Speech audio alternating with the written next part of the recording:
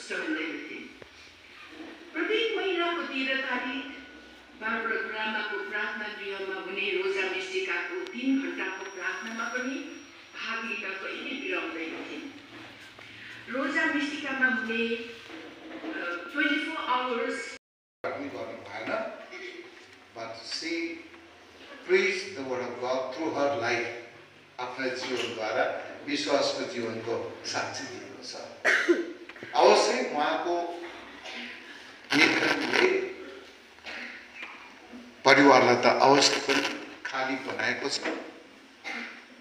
No one can replace her place as a mother in the family. कुनै तत्त्वले कुनै व्यक्तिले पनि उनको जग्गा यो परिवारमा ओगट्नै सक्दैन, हुनै सक्दैन। शारीरिक रूपमा नहोला तर कालान्तरसम्म पनि दर्शनतान्सम्म Veronica will live in the family in love. त्यो चाहिँ कटु सत्य गर्नु सक्दैन त्यो स्थान, that is definite. अनि यो पल्लीमा आइ यो पल्लीलाई एउटा सबैको आशा अहिले जुब्लीको छ नि, आशाको तीर्थ यात्रा भनौँ, उहाँलाई हेर्दा नै धेरैजनाको आशा पराउँथ्यो। अरे why not? She is like that, है, कति आशापूर्ण जीवन छ जस्तो भएर सिंगार्नु पर्छ। So one more person in heaven to pray for us, for the family, for all of us, and especially for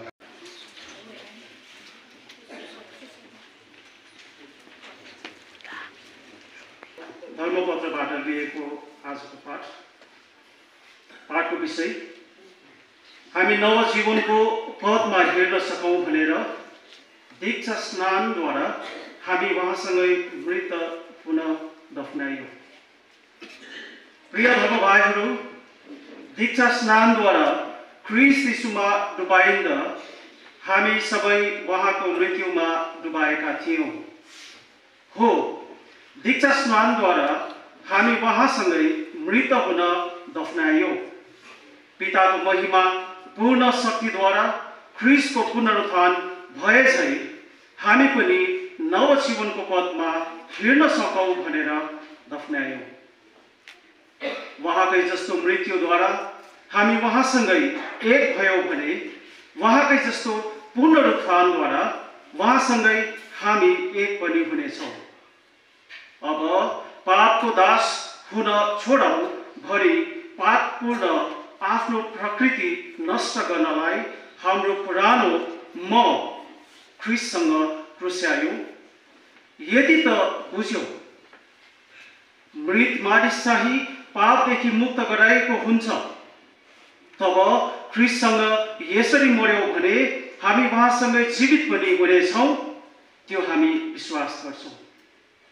हामीलाई थाहा छ मृत्युबाट एकपल्ट पुनरुत्थान भएपछि ख्रीष्ट फेरि कहिले मर्नुहुन्न। अब अरू उहाँमाथि मृत्युको अधिकार हुँदैन। उहाँको जुन मृत्यु भयो पापको निम्ति त्यो मृत्यु भएकै भयो, तर उहाँको जीवन परमेश्वरको निम्ति जीवन भइरहेको छ। ठीक त्यस्तै तिमीहरूले पनि आफूलाई पापको निम्ति मृत र ख्रीष्ट येशूमा परमेश्वरको निम्ति जीवित भएको ठान्नुपर्छ। यो हो परमेश्वरको। यीशुले भिडलाई भन्नुभयो, पिताले मलाई दिनुभएका जति सबै म कहाँ आउनेछन्, जो म कहाँ आउँछन् तिनलाई म फर्काउने छैन।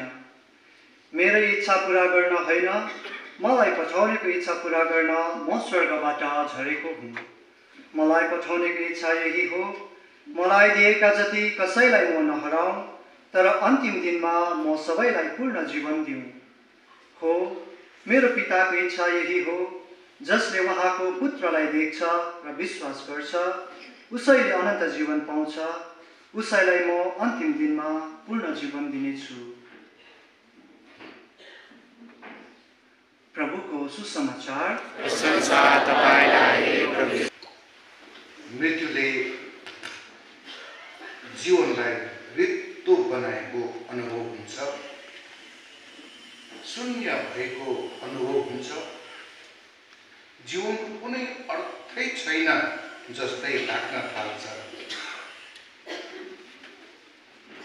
हिजो अस्तिसम्म हाँसिरहने मेरो परिवारको निम्ति आशै आश थियो, अब त्यो आश रहेन।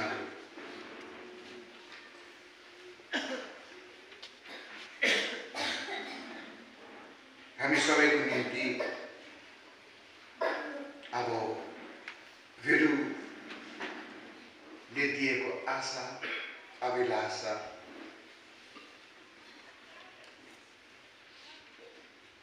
उहाँको हँसिलो अनुहार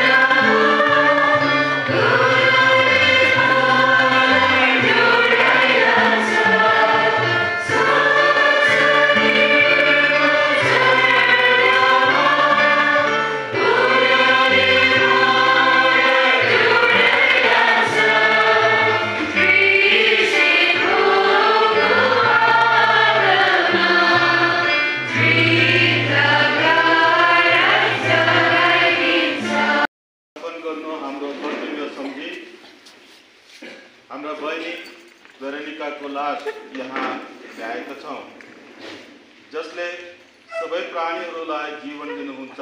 उनी ईश्वर पितासँग हामी प्रार्थना गरौँ। जुन शरीर आज दुर्बल अवस्थामा दफनाइँदैछ, ईश्वरले त्यसलाई पुनरुत्थानको घडी बलिष्ठ पारी पुनर्जीवित गराउन् अनि हाम्रा बहिनी भेरोनिकालाई सन्तहरूको सङ्गतिमा राखुन्। न्यायको दिन उनमाथि दया गरून्। मृत्युबाट मुक्त भई उनी अनि सबै बन्धनबाट छुटकारा पाए यिनी पिताको मिलापमा जीवुन्। भलगटालोको सङ्गतिमा यिनी बसुन् अनि सबै सन्तहरूसँग अनन्त जीवन प्राप्त गरून्।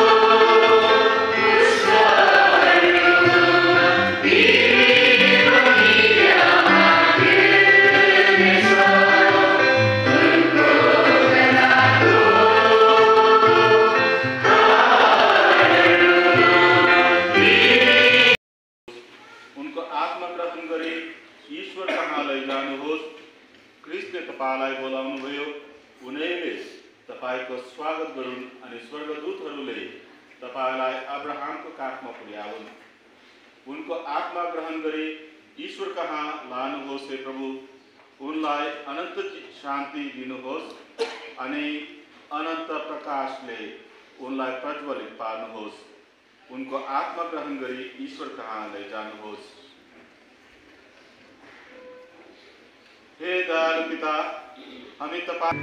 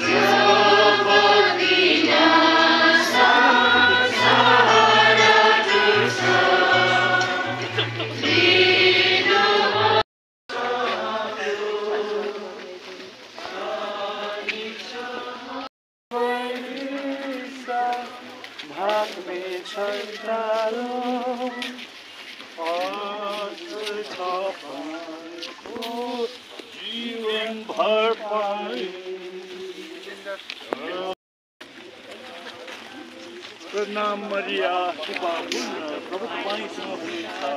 अन्य तपाईँमा हे शान्ता मरिया,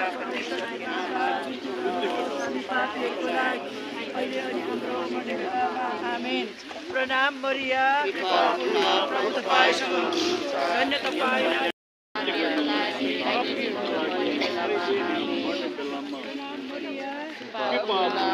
तपाईँसँग हुनुहुन्छ। धन्य तपाईँलाई जातिमा अनि धन्य तपाईँको पवित्र हे शान्ता मरिया, परमेश्वरको आमा, पापीहरूको लागि अहिले मर्ने बेलामा आमेन। प्रणाम मरिया, कृपा पूर्ण, प्रभु यीशु ख्रीष्ट 3 दिनसम्म कब्रमा बसी तपाईले आफ्ना भक्तहरूको कब्रलाई पवित्र गराउनु भयो। यसर्थ हामी विश्वास गर्दछौँ हाम्रो शरीर माटोमा दफनाए तापनि हामी तपाईँ झै बौरी उठ्नेछौँ। तपाईँ पुनरुत्थान अनि जीवन हुनुहुन्छ। हाम्रो आमा भेरोनिका लेप्चाको शरीर यस कब्रमा शान्तिसँग रहून् जबसम्म तपाईले यिनलाई पूर्ण जीवित अनि अलौकिक पार्नुहुन्न। हे प्रभु, यस राज्यमा तपाईको मुखमण्डलको ज्योतिले यिनी सुशोभित हौन् जहाँ तपाईँ जीवन अनि राज्य गर्नुहुन्छ युगनयुगसम्म। आमेन।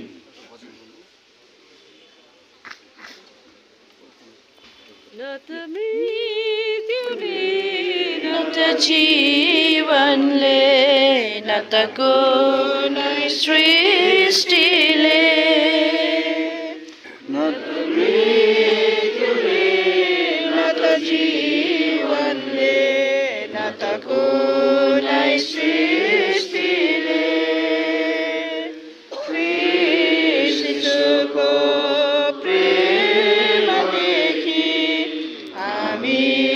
विच्छेद गराउँछ।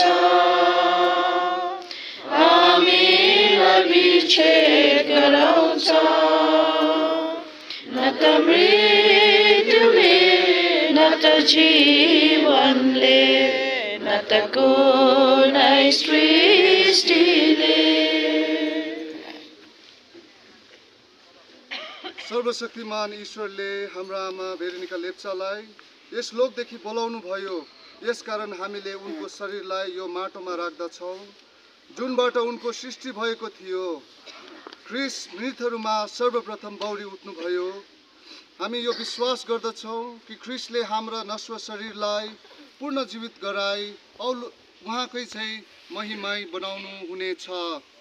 हामी हाम्रो आमा भेरोनिकाको निम्ति बिन्ती गर्दछौँ कि प्रभुले उनलाई परम शान्तिको निवासमा लैजाउन् अनि उनको शरीरलाई अन्तिम दिनमा पुनर्जीवित गराउन्। आमेन।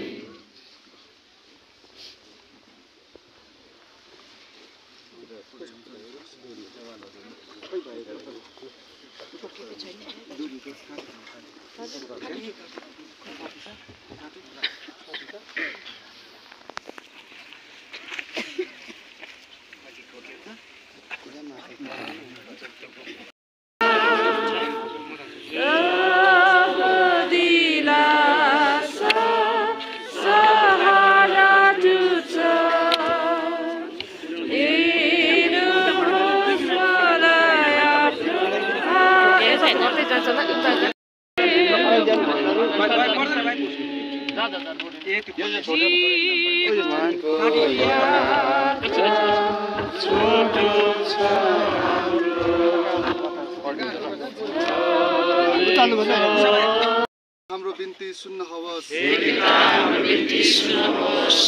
हाम्रो आमा भेरोनिकाले बप्तिस्मा संस्कारमा अनन्त जीवनको प्रतिज्ञा पाएका थिए। अब उनलाई आफ्ना सन्तानहरूको सङ्गतिमा स्वागत गर्नुहोस्। उनले ख्रिस्टको देह अनन्त जीवनको भोजन ग्रहण गरेका थिए। उनको शरीर अन्तिम दिनमा पूर्ण जीवित होस्। हामी आफ्ना मृत भाइ बहिनीहरू, आफन्तहरू अनि उपकारहरूको निम्ति प्रार्थना गर्छौँ। हे प्रभु, तपाईँ उनीहरूलाई पुण्य कामहरू